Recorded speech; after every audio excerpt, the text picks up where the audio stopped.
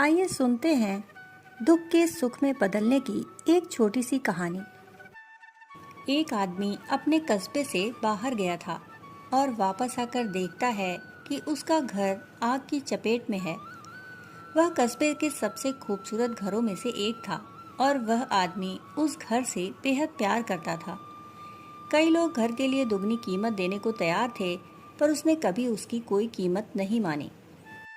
और अब वह घर उसकी आंखों के सामने जल रहा था। हजारों लोग इकट्ठा हो गए, लेकिन कुछ नहीं किया जा सकता था।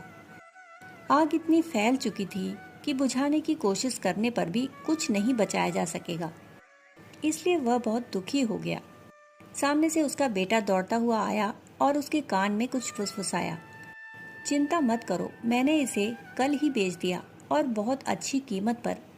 प्रस्ताव इतना अच्छा था कि मैं तुम्हारा इंतजार नहीं कर सका। मुझे माफ कर दो। पिता ने कहा, भगवान का शुक्र है, अब यह हमारा नहीं। फिर वह शांत हो गए और हजारों अन्य दर्शकों की भांति मूक दर्शक की तरह उसे जलता हुआ देखते रहे। फिर दूसरा बेटा दौड़ता हुआ आया और उसने पिता से कहा, आप क्या कर रहे हैं? घर में आग लगी है और आप बस उसे जलते हुए देख रहे हैं। पिता ने कहा, क्या तुम्हें नहीं पता तुम्हारे भाई ने इसे बेच दिया है? उन्होंने कहा, हमने सिर्फ अग्रिम राशि ली है, पूरी रकम का भुगतान नहीं किया है। मुझे अब संदेह है कि वह व्यक्ति इसे अब खरीदेगा भी। पिता की आंखों में जो आंसू गायब हो गए थे, वे फिर से आ गए। उनका दिल तेजी से धड़कने लगा। तभी तीसरा बेटा आया और बोला, वह आदमी अपनी बात का पक्का है, मैं अभी अभी उससे मिलकर आया हूँ। उसने कहा, घर जले या ना जले इससे कोई फर्क नहीं पड़ता। यह मेरा है और मैंने जो कीमत तय की है मैं उसे चुकाऊंगा।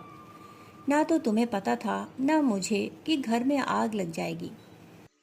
फिर बिना किसी चिंता के सभी लोग घर को जलते हुए देखते रहे। यह मानवीय स्वभाव का एक बहुत ही जटिल उदाहरण है। यद्यपि इस कहानी में वर्णित व्यक्ति को अपना खोया हुआ घर बहुत प्रिय था, फिर भी यह जानकर उसे सुकून मिला कि वह अब उसका नहीं रहा। जब तक वह घर सुंदर था, वह उसे कभी बेचना नहीं चाहता था। लेकिन जैसे ही उसकी सुंदरता फीकी पड़ने लगी, उसने लाभ के लिए उसे बेचने में कोई संकोच नहीं किया। हर बेटे की सलाह के बाद सुख और दुख का सिलसिला चलता रहा।